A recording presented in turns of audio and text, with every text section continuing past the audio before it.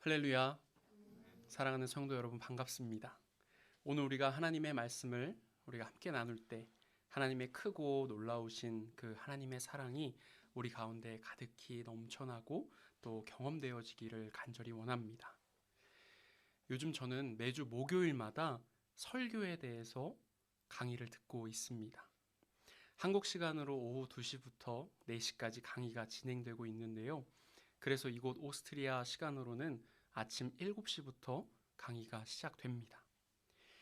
약 15명의 목회자들이 이 강의를 함께 듣고 계신데, 아무래도 한국에서 이제 진행되는 강의다 보니까 이 강의에 참여하시는 목회자분들이 대부분 한국에 계신 목회자분들이십니다. 그렇다 보니 강의를 진행하시는 교수님께서 한 사람 한 사람 많은 관심과 또 애정을 가지고 계시는 중에 이렇게 해외에서 강의를 듣고 있는 목회자들에 대해 더욱 큰 응원과 관심을 주시곤 합니다. 그래서 저는 배움에 대한 기대와 열정 때문은 당연한 것이지만 강의 외적인 이유에서도 강의에 늦거나 또 강의에 결석한다는 것이 상당히 제 입장에서 어려워졌습니다. 왠지 아십니까? 딱 7시에 들어가면 오스트리아 잘 계셨나요? 이렇게 교수님께서 시작하시기 때문이죠. 그렇다면 줌으로 진행되는 강의지만 그 강의에 참여하기 위해서 매주 목요일에 저의 아침은 어떨까요? 강의가 시작되기 전에 일찍 일어나서 깨끗이 씻고 머리도 만지고 옷차림도 신경 써서 강의에 참석하게 됩니다. 그런데 여러분, 제가 이야기하지 않은, 제가 강의에 늦거나 빠지지 못하는 가장 중요한 이유가 하나 있습니다. 그 이유는 바로 제가 그 강의를 듣기 위해 수강료를 지불했다는 것입니다.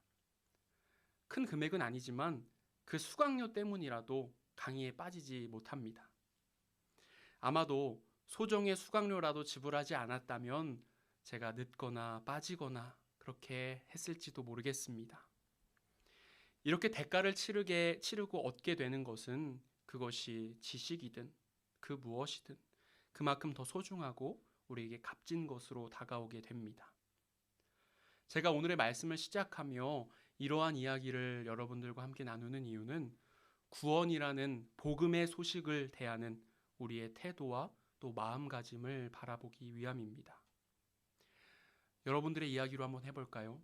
만약 우리가 300유로의 돈을 지불하고 오페라 티켓을 구매했다고 한번 생각해 봅니다.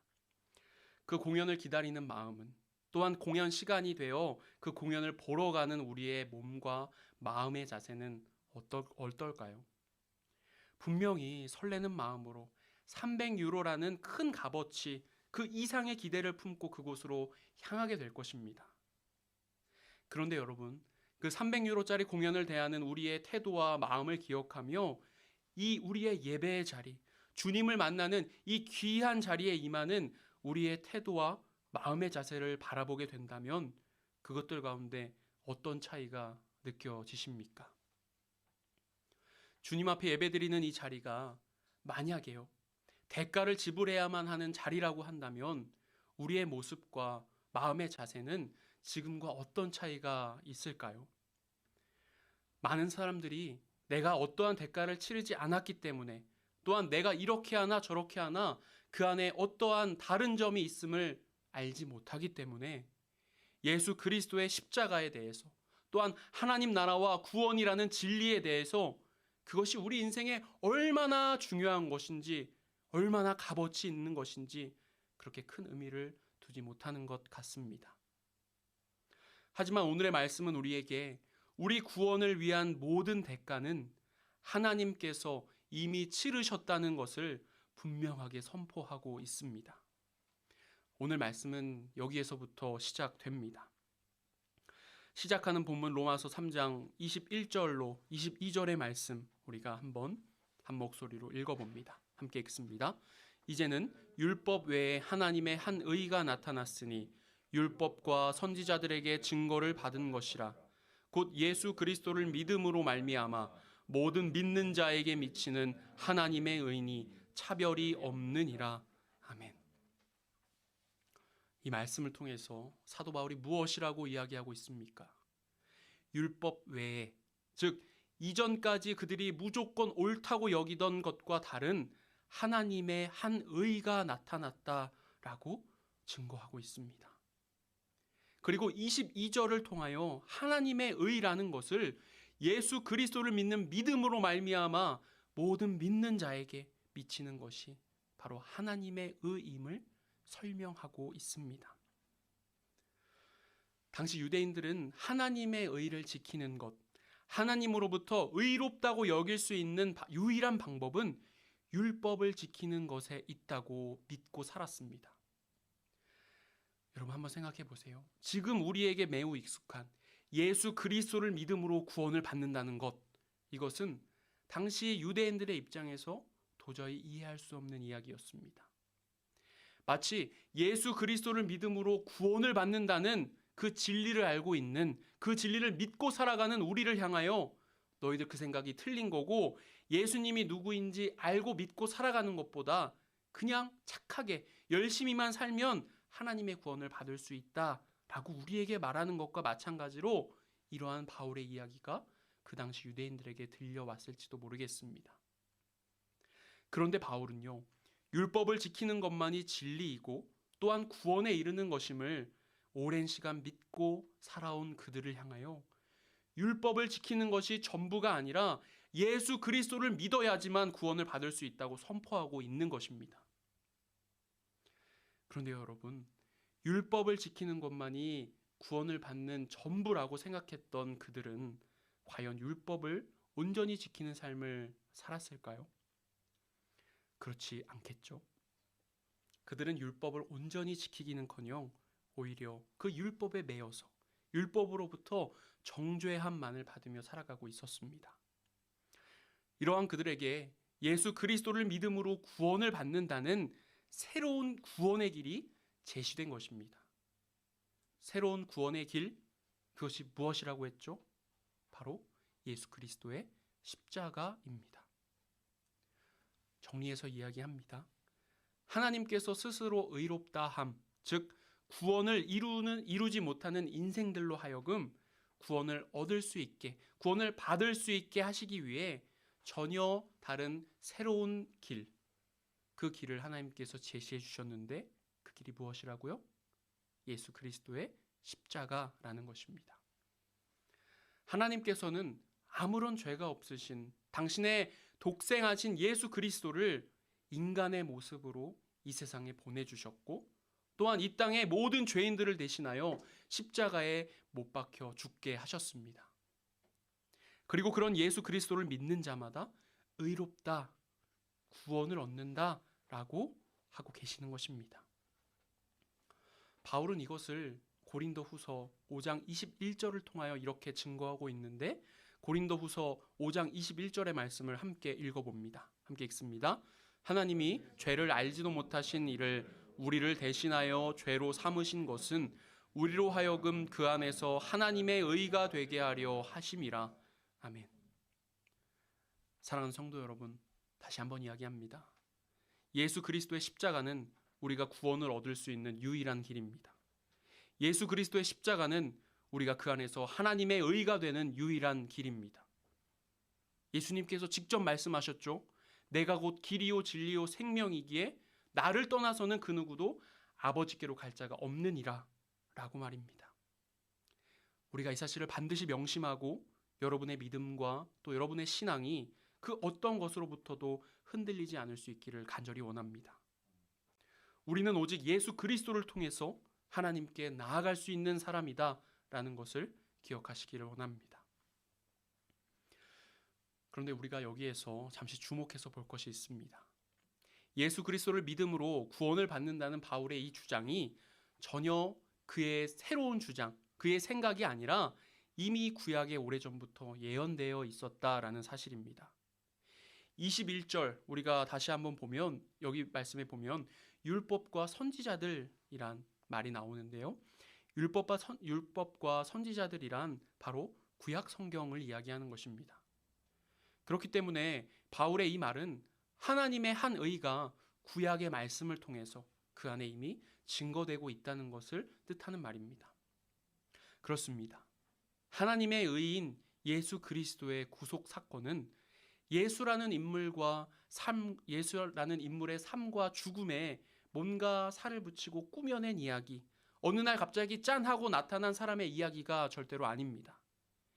예수 그리스도를 믿음으로 구원을 받는다는 사실은 이미 구약을 통하여 증거되고 있었습니다. 우리가 그 몇 가지 기록들을 함께 찾아보기를 원합니다. 먼저 창세기 3장 21절의 말씀인데요. 제가 읽겠습니다. 여호와 하나님이 아담과 그의 아내를 위하여 가죽옷을 지어 입히시니라. 여러분, 아담과 하와 다들 알고 계시죠? 아담과 하와가 선악을 알게 하는 그 나무의 열매를 먹은 후에 그들은 자신들이 벌거벗었다는 그 사실을 깨닫게 됩니다. 그래서 무화과 나무 잎으로 자신들의 중요 부위를 가려보고자 했지만 그들에게 그것은 크게 소용이 없었던 일입니다.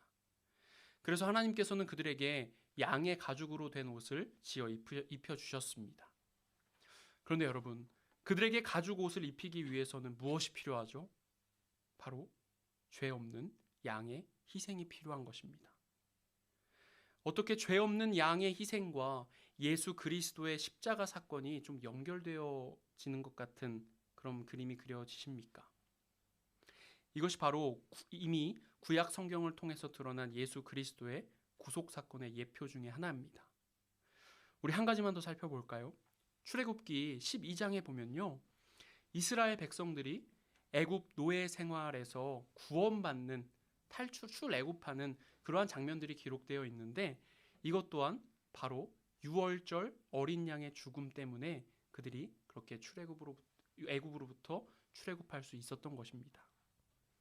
애굽 땅을 향한 가장 먼저 난 것들의 죽음이라는 하나님께서 내리신 그 재앙이 그 어린 양의 피로 인하여서 이스라엘 백성들로 하여금 그 재앙을 피할 수 있도록 했던 그 유월절 어린 양, 문설주에 어린 양의 피를 발랐던 그 사건, 이것 또한 구약 성경을 통해 나타난 예수 그리스도의 구속 사건의 예표와 연결되는 그러한 이야기 중에 하나입니다. 이렇게 예수님의 구속 사건은 어느 날 갑자기 짠 하고 나타난 그러한 이야기가 아닙니다. 아주 오래전부터 하나님께서 계획하셨고 그 계획을 구약 성경을 통해 계속적으로 인간들에게 말씀해주고 계셨던 것입니다. 그러면 이렇게 연결되어지는 예수 그리스도를 믿음으로 구원을 받는다는 오늘 말씀 속의 바울의 이 선포를 통하여 우리는 그 안에 한 가지 사실이 전제되어 있음을 알게 됩니다.